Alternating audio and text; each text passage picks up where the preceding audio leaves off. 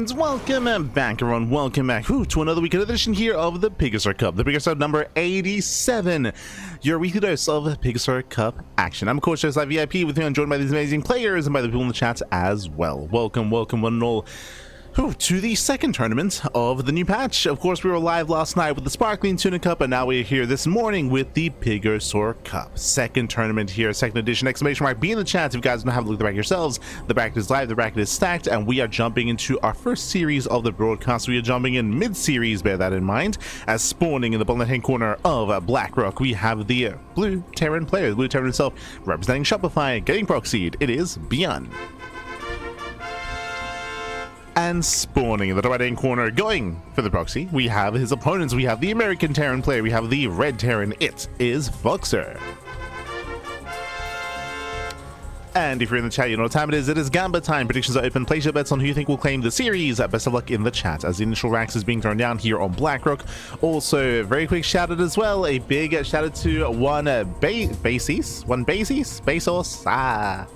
One Bay, gracias, baby, gracias. Thank you so much for subscribing for the first time with Twitch Prime. Thank you, baby, thank you. We appreciate the support as always. Thank you so much. We hope you enjoy the content, the casting, and the StarCraft as we are jumping into our tournament. Again, we're here in the quarterfinals. The plan here is quarterfinals into semis, and the grand finals as well.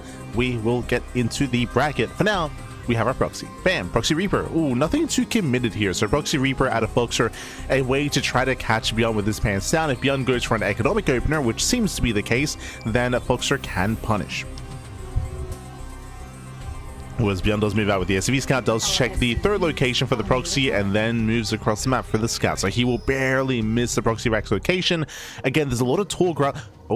Oh, he sees! He doubles back around, does scout the proxy, and with that, ByuN should stay back at home with the Reaper. He should be prepared as we have the opposing bunker on the way for FoxeR being thrown down to the high ground. A couple of boys may even be pulled to deal with this. There we go. We have one SCV being pulled, second SCV coming in as well. The first worker is going to go down. We try to pull extra boys. A bit of a haphazard defense here by ByuN.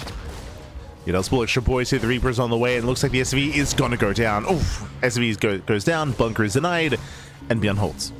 ByuN, oh no, he does hold it. He'll shoot first as well. Yeah, FoxeR trying to move up the ramp, gets punished for it, and with that, FoxeR is going to be zoned away. ByuN, he does defend, and ByuN can now settle into his own follow-up here. CC on the high ground into factory as well. A rough start here for FoxeR. Does try to move up the ramp. We have a Marine waiting for him. No, once again, the body blocking.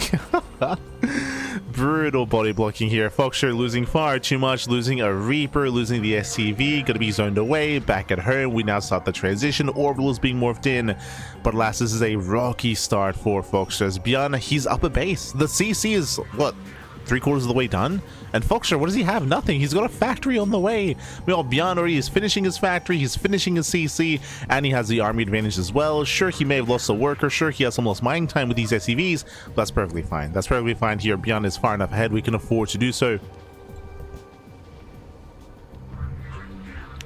And factory is now halfway done for FoxeR.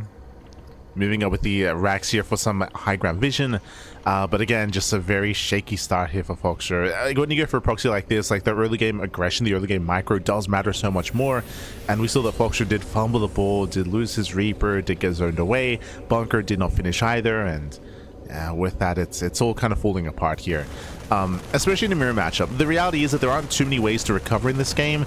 Back at home, FoxeR does go for his starport. He's still one base all in, going for the 1-1-1. Reapers that try to pick forward, but now there's a Hellion, soon to be a Cyclone or even a tank. Oof. And once again we trade, which is better for ByuN, and it is going to be the safety Cyclone.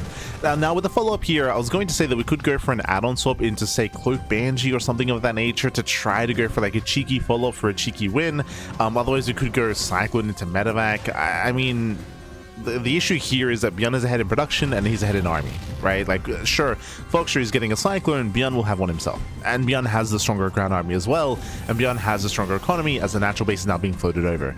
FoxeR also going to expand, so it's going to be a very rough road to recovery here. Now, there are ways for FoxeR to recover in this game, but it's heavily reliant on catching ByuN out of position.